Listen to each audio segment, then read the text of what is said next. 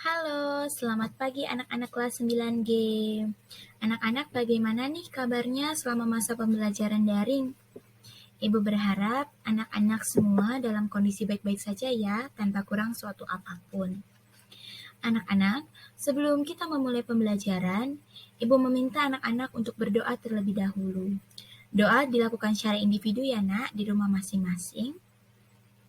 Baik, kita mulai saja berdoa. Berdoa dimulai.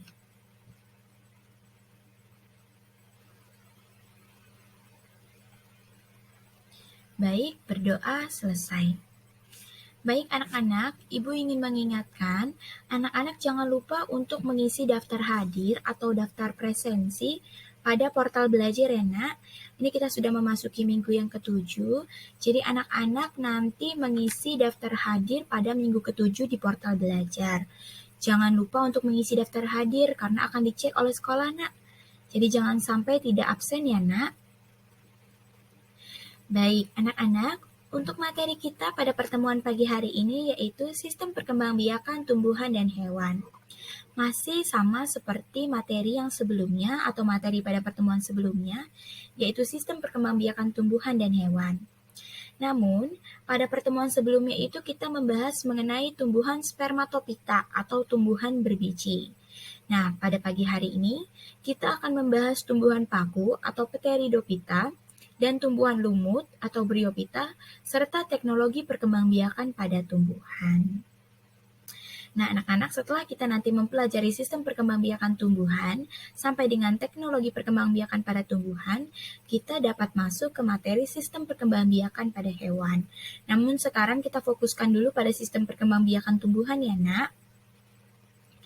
Baik anak-anak, untuk pertemuan pagi hari ini, kompetensi dasar yang akan dilakukan dalam pembelajaran yaitu kompetensi dasar 3.2, yaitu menganalisis sistem perkembangbiakan pada tumbuhan dan hewan, serta penerapan teknologi pada sistem reproduksi tumbuhan dan hewan. Sedangkan untuk indikatornya adalah 3.2.1 menganalisis sistem reproduksi pada tumbuhan, dan 3.2.2 menjelaskan penerapan teknologi reproduksi pada tumbuhan. Untuk tujuan pembelajaran yang akan dicapai pada pertemuan kali ini yaitu 3.2.1 melalui kegiatan diskusi, peserta didik dapat menguraikan sistem perkembangbiakan tumbuhan. Dan 3.2.2 melalui kegiatan diskusi, peserta didik dapat memberikan contoh penerapan teknologi perkembangbiakan pada tumbuhan. Baik anak-anak, kita akan memasuki materi yang pertama. Materi yang pertama yaitu perkembangbiakan tumbuhan paku. Anak-anak, Ibu mau tanya nih, anak-anak pernah nggak sih ngelihat tumbuhan paku? Misalnya ibunya ada yang suka menanam sesuatu, pernah nggak sih kalian melihat tumbuhan paku di sekitar halaman rumah atau di sekitar jalan? Kalau kalian perhatikan tumbuhan-tumbuhan, pernah nggak melihat tumbuhan paku? Nah, kalau anak-anak belum pernah melihat tumbuhan paku, coba perhatikan gambar di bawah ini. Nah, anak-anak, gambar yang Ibu berikan pada PowerPoint ini merupakan gambar dari tumbuhan paku. Di sini penjelasannya yaitu tumbuhan paku tidak memiliki bunga loh. Nah, seperti yang sebelumnya sudah dipelajari yaitu tumbuhan spermatopita, itu kan memiliki bunga ya nak ya. Kita kan kemarin sudah belajar. Nah, kalau tumbuhan paku ini tidak memiliki bunga loh. Lalu bagaimana tumbuhan paku dapat berkembang biak kalau dia tidak memiliki bunga? Nah, simak penjelasannya di slide selanjutnya. Perkembangbiakan tumbuhan paku itu ternyata dapat mengalami perkembangbiakan secara vegetatif dan generatif. Sama seperti tumbuhan spermatopita, itu juga dapat mengalami perkembangbiakan secara vegetatif dan generatif. Nah, tumbuhan paku juga bisa ternyata. Dia dapat mengalami perkembangbiakan secara vegetatif dan generatif. Nah, Ibu mau tanya nih, kapankah perkembangbiakan vegetatif dan generatif terjadi? Ayo, ada yang tahu nggak jawabannya apa? Kalau anak-anak belum tahu jawabannya, mari disimak gambar tahapan perkembangbiakan hidup tumbuhan paku di bawah ini. Nah, pada slide selanjutnya, ini merupakan perkembangbiakan dari tumbuhan paku. Nah, anak-anak, Tumbuhan paku yang dapat kita lihat atau kita amati itu biasanya berada dalam tahap yang dapat menghasilkan spora. Nah, coba anak-anak perhatikan tahapan atau gambar yang ada di sebelah kiri. Ini adalah skema dari perkembangbiakan tumbuhan paku. Pertama-tama, itu ada kotak spora. Nah, jika kadar air pada kotak sporanya itu berkurang, maka kotak spora akan pecah dan mengeluarkan spora yang ada di dalamnya. Nah, ini anak-anak ilustrasinya bisa dilihat, ini adalah proses pengeluaran spora pada kotak spora. Nah, spora yang akan tersebar itu, ini yang bulat-bulat kecil, ini spora. Spora yang akan tersebar itu akan tumbuh menjadi protalium. Nah, dia akan tumbuh menjadi protalium jika lingkungannya itu sesuai untuk bertumbuh. Nah, setelah protalium itu berkembang, itu menghasilkan antheridium dan archegonium. Nah, ini bisa dilihat di sini. Ini adalah antheridium. Dan yang di atasnya adalah archegonium. Nah, antheridium ini menghasilkan apa sih, Bu? Antheridium ini menghasilkan sel sperma. Sedangkan archegonium itu menghasilkan sel telur atau ovum. Nah, selanjutnya adalah fertilisasi atau pembuahan. Fertilisasi ini akan terjadi apabila sperma yang dihasilkan pada antheridium di sini anak ya, menghasilkan sel sperma, itu akan sampai pada sel telur yang dihasilkan archegonium. Jadi saat sel sperma dan sel telurnya itu bertemu, itu akan terjadi proses fertilisasi. Nah, proses dari fertilisasi ini akan membentuk apa, Bu? Akan membentuk zigot atau individu baru. Nah, anak-anak, meskipun sperma itu memiliki flagela, itu sperma tumbuhan paku itu sangat membutuhkan air untuk pergerakannya. Nah, setelah menghasilkan zigot pada sel sperma dan sel telur, zigotnya akan tumbuh dan berkembang menjadi tumbuhan paku yang baru. Nah, seperti itu ya, Nak, ya, proses dari perkembangbiakan tumbuhan paku. Lalu selanjutnya kita masuk ke perkembangbiakan vegetatif tumbuhan paku. Perkembangbiakan vegetatif pada tumbuhan paku dilakukan dengan rizoma. Nah, anak-anak, ini kemarin Ibu sudah membahas rizoma pada vegetatif alami, tumbuhan Angiospermae. Kalau yang masih ingat rizoma itu apa sih? Ayo, nanti dijawab ya, Nak, ya, pertanyaan Ibu. Nah, anak-anak, rizoma ini dapat tumbuh ke segala arah dan membentuk koloni tumbuhan paku yang baru. Rizoma itu apa sih, Nak? Kalau yang masih ingat?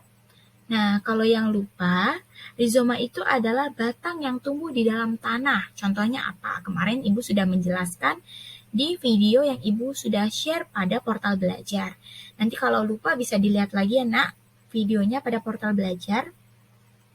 Baik, anak-anak, itu adalah perkembangbiakan tumbuhan paku secara generatif maupun vegetatif.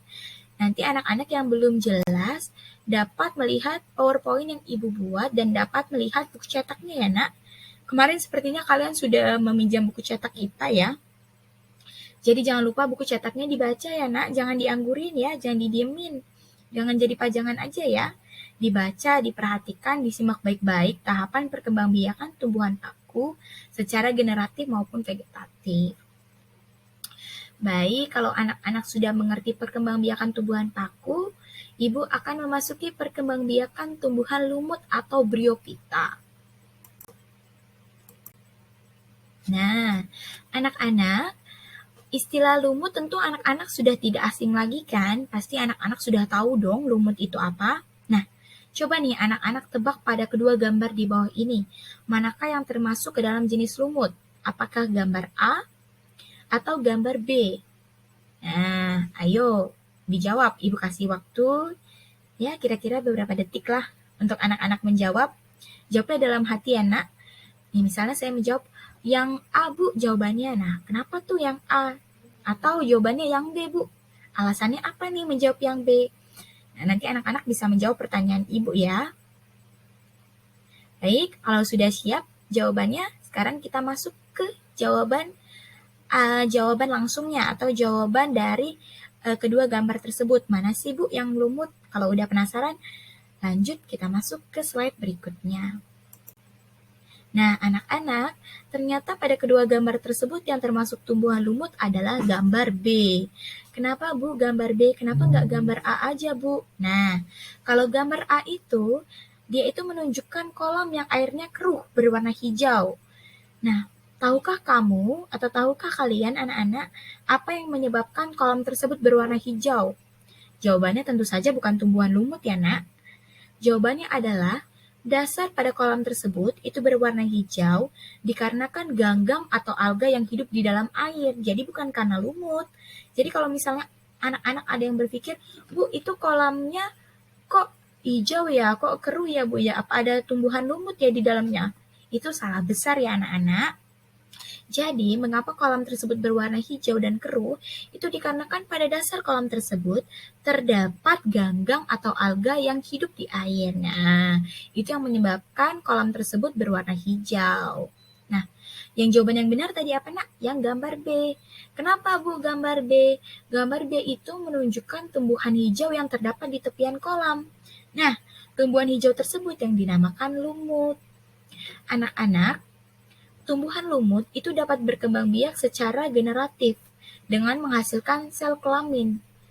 Nah, selain generatif, dia juga dapat berkembang secara vegetatif dengan menggunakan spora.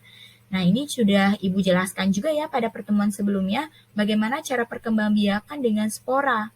Pasti anak-anak sudah tahu lah ya, tidak perlu dibahas. Kalau anak-anak lupa, jangan lupa buku cetaknya nanti dibaca ya. Baik, sekarang kita masuk ke slide selanjutnya. Nah, anak-anak, selanjutnya adalah perkembangbiakan pada tumbuhan lumut.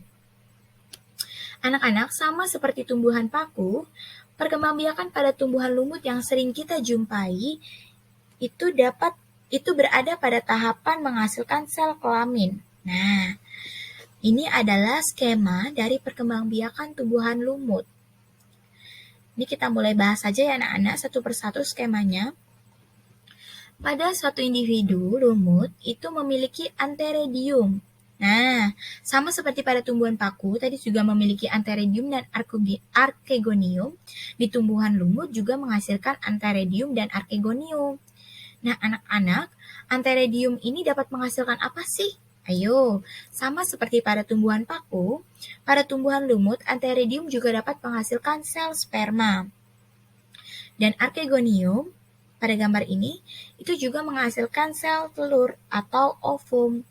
Nah, anak-anak, fertilisasi atau pembuahan yang terjadi pada tumbuhan lumut itu terjadi apabila sel sperma itu sampai pada ovum yang terdapat pada archegonium. Sama seperti pada tumbuhan paku ya, Nak ya. Jadi fertilisasi atau pembuahan tadi itu terjadi jika sel sperma itu dapat menempel pada sel telur atau ovum yang terdapat pada archegonium. Lalu setelah fertilisasi menghasilkan apa, Bu? Nah, setelah fertilisasi itu akan menghasilkan zigot. Zigot akan tumbuh dan menjadi tumbuhan lumut yang dapat menghasilkan spora. Apabila spora yang dihasilkan itu jatuh pada tempat yang sesuai untuk tumbuh dan berkembang, maka akan tumbuh menjadi protonema. Nah, selanjutnya protonema itu yang akan menjadi tumbuhan lumut baru. Nah, tumbuhan lumut ini yang dapat menghasilkan sel kelamin lagi. Nah, seperti itu Nak siklusnya berulang-ulang seperti itu.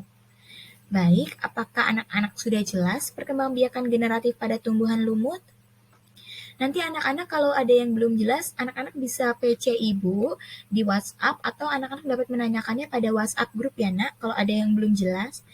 Atau anak-anak, Bu, saya belum paham mengenai skema perkembangbiakan tumbuhan lumut.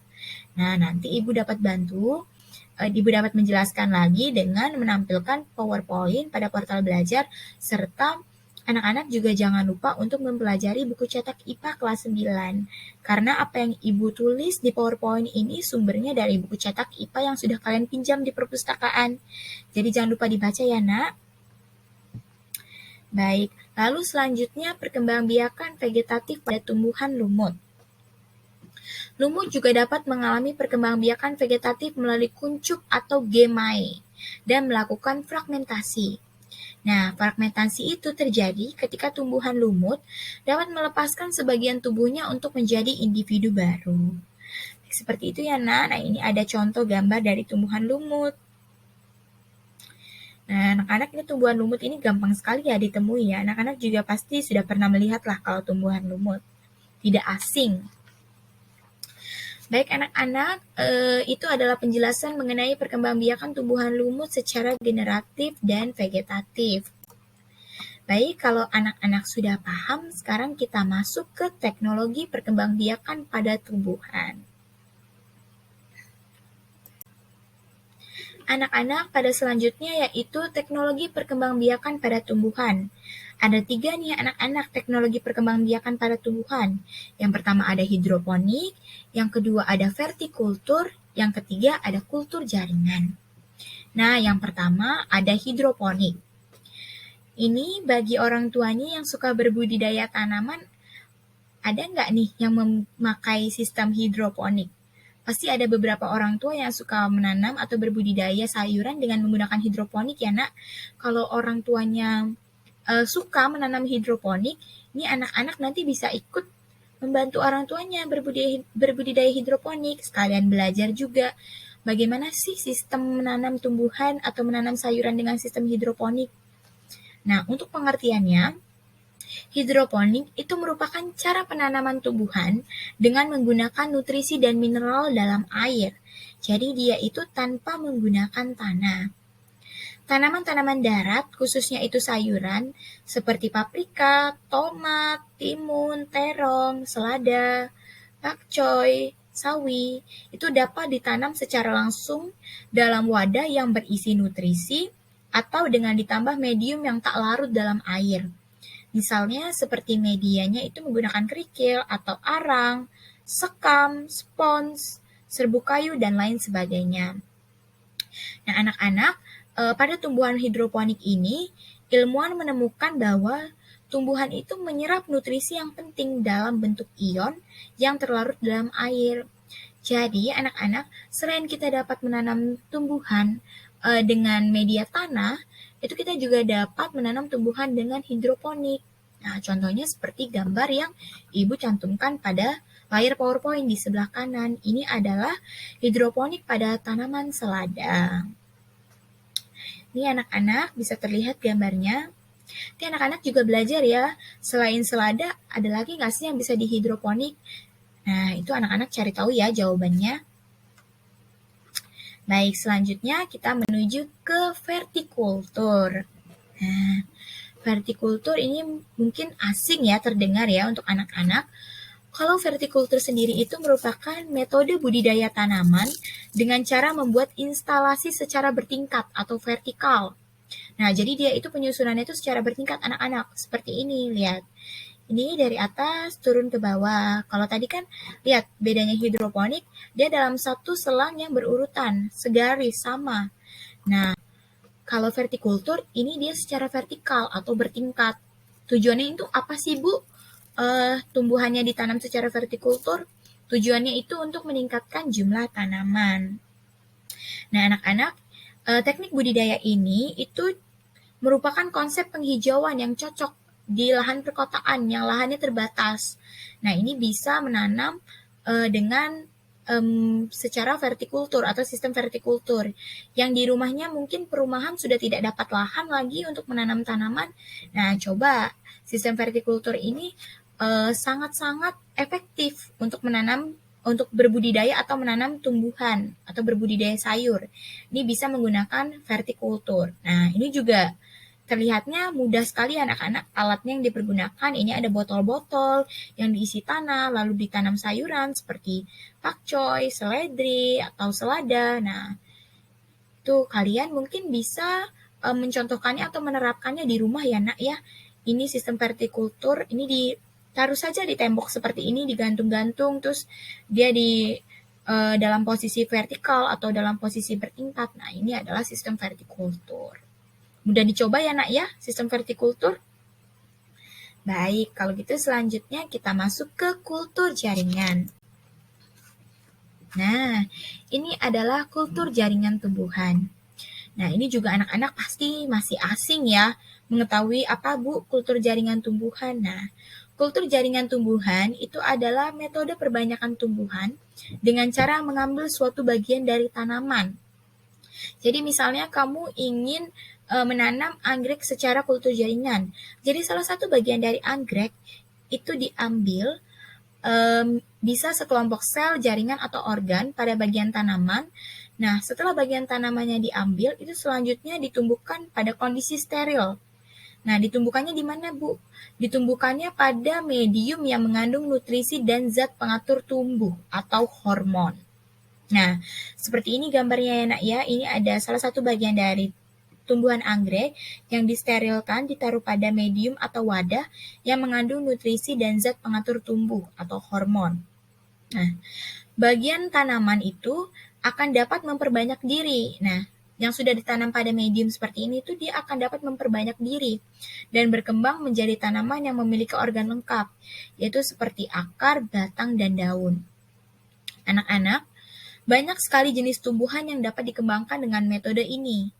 Namun tiap-tiap tumbuhan itu pasti memerlukan perlakuan khusus agar dapat tumbuh dan berkembang dengan baik. Nah, ini Ibu ambil salah satu contoh tumbuhannya adalah tumbuhan anggrek. Ya, bisa dilihat contohnya. Nah, baik. Nah, anak-anak, mungkin itu saja materi dari Ibu pada pertemuan kita pagi hari ini. Untuk sumbernya ini Ibu ambil dari buku cetak Ilmu Pengetahuan Alam. Ini yang sudah kalian pinjam di perpustakaan, ini Ibu juga sudah meminjam di perpustakaan. Jadi kalian jangan lupa dibaca. Sekali lagi Ibu tekankan, kalau yang sudah meminjam buku, jangan lupa dibaca.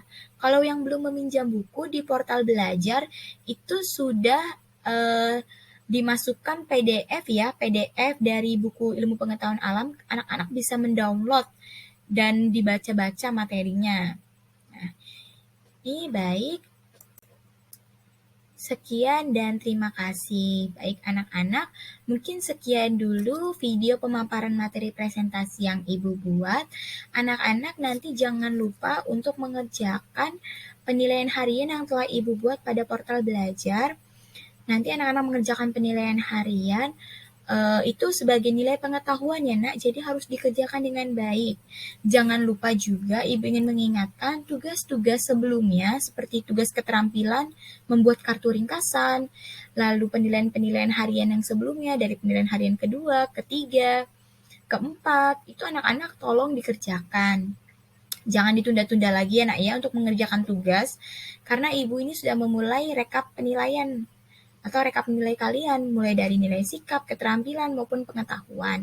Jadi anak-anak Ibu harap dengan amat sangat untuk mengerjakan tugas-tugas yang sudah Ibu berikan. Baik anak-anak, sekian pemaparan materi yang Ibu buat. Semoga anak-anak dapat menyerap ilmu yang telah Ibu berikan pada materi ini. Kalau ada yang tidak tahu atau masih ada yang bingung, anak-anak dapat menanyakannya pada WhatsApp group atau bisa Japri atau PC nomor Ibu. Kan Ibu sudah ada ya nomornya di grup kelas, jadi jangan lupa untuk Japri atau PC nomor Ibu. Anak-anak Ibu harap tetap semangat meskipun pembelajaran kita secara daring seperti ini. Sehat selalu, tetap jaga kesehatan, jangan lupa protokol kesehatannya diperketat. Ingat jangan kemana-mana dulu ya Nak, kalian sudah kelas 9, sudah saatnya untuk mempersiapkan ujian. Jadi kalau bisa anak-anak terus belajar di rumah, jangan berpergian dulu kalau tidak ada urusan penting. Selalu sehat, jangan lupa anak-anak juga menutup pembelajaran kita ini dengan doa penutup ya, secara masing-masing di rumah. Baik, sampai bertemu pada pertemuan minggu mendatang pada pembelajaran IPA mengenai sistem jaringan pada hewan, sistem perkembangbiakan pada hewan. Selalu semangat, jaga kesehatan, dan selamat pagi.